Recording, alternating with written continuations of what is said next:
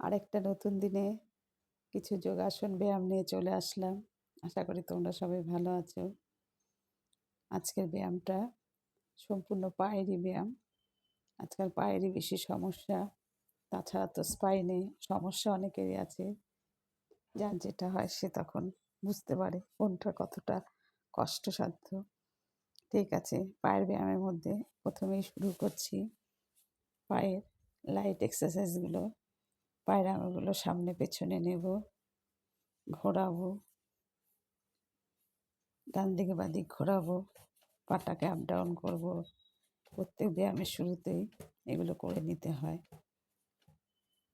তারপর টান করে যাটাকে ধরবো, টান করে যাটাকে ধরবো, আবার হালকা করে ছেড়ে দেবো, শ্বাসের সঙ্গে ধরবো, নিচে যেন লাগে। কিছুক্ষণ রেখে 10 সেকেন্ড 30 সেকেন্ড যার যেরকম পারে রেখে আবার ছেড়ে দেবো। এভাবে 10 থেকে 15 বার বা তার বেশিও করলে খুব উপকার হয়। তারপরে নেক্সট যেটা হচ্ছে সেটা হচ্ছে বাটারফ্লাই। বাটারফ্লাই এক্সারসাইজটা হচ্ছে পা দুটোকে সামনে এনে পা দুটোকে বডির সামনে এনে দুটো পায়ের চেটো একসঙ্গে করে ধরে, দুটো পায়ের চেটো একসঙ্গে করে ধরতে হবে। ধরে এই ফিঙ্গারটাকে লক করতে হবে। লক করে আঙুলগুলোকে চেপে ধরে এই দুটো থাইকে নাড়াতে হবে প্রথমে।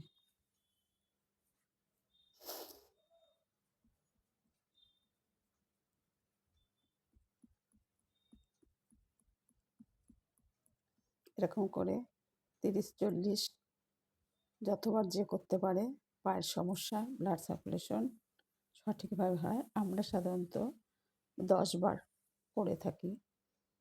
যাদের যত সমস্যা তাদের তত বেশি করতে হবে এবং সময়ের উপর নির্ভর করে করতে হয়। সকলের তো নানা রকম কাজ থাকে, সেই বুঝে যে যার সুবিধা মতো করে নেবে। মিনিমাম 10 বার করা যায়।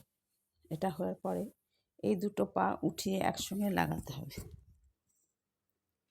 চেপে ধরবো, আবার এখানে হাত দিয়ে ছেড়ে দেবো, এখানে হাত দিয়ে চেপে ধরবো, এখানে হাত দিয়ে ছেড়ে দেবো, এখানে হাত দিয়ে চেপে ধরবো, হাত দিয়ে ছেড়ে দেবো।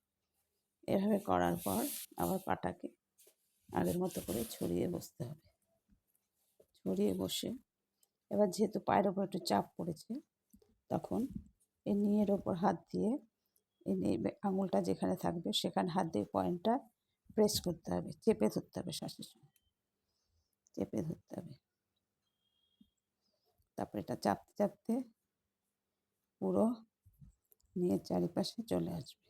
আঙুল দিয়েও চাপতে হবে।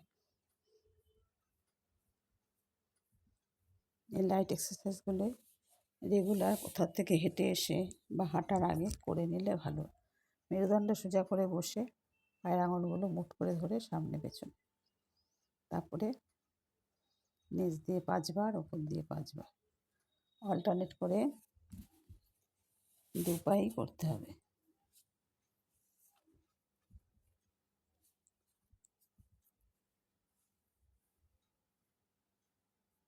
তারপরে প্রেস করতে হবে।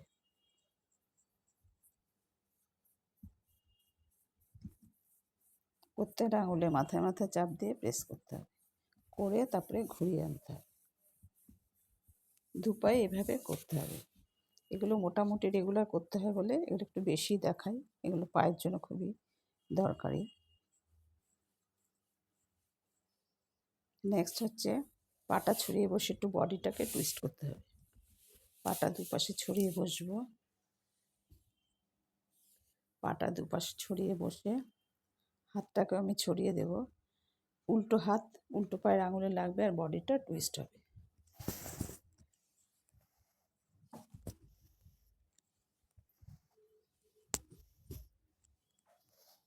হাতটা ওপর দিকে যাবে, ওপরে হাতের দিকে তাকাতে হবে। আর যদি যে হাতা এখানে ব্যথা ট্যাথা আছে পারছে না, তখন তাকে হাতটা পেছন দিকে নিয়েই তাকে টুইস্ট করলে পেছন দিকে নিয়ে এটাকে ধরবে, এখানে পেছন দিকে নিয়ে করা যাবে। পেছন দিয়ে দিয়ে না, তার বডিটা টুইস্ট হবে। এতে বডির মাসলের ওপর চাপ পড়বে, ব্লাড সার্কুলেশন ঠিক হবে, ফ্যাটও অনেকটাই ঝরে যাবে। প্রাণায়ামগুলো, এই যোগব্যায়ামগুলো রেগুলার করার পর কিছু প্রাণায়াম শ্বাসের ব্রিদিংও করতে হবে। শ্বাসের ব্রিদিংয়ের মধ্যে প্রথমে ভস্ত্রিকা আমি 5 বার করে নেব। এটা বলেছি, সবসময় বলা হয় যোগব্যায়ামের পরে একটু শ্বাসকার্য করতে হয়। শ্বাসকার্যগুলো হচ্ছে মেন। একটু ভস্ত্রিকা প্রাণায়াম করে নেব। চোখ বন্ধ করে করতে হয়, মিনিমাম 5 মিনিট। আমি এখানে অল্প করে দেখাবো।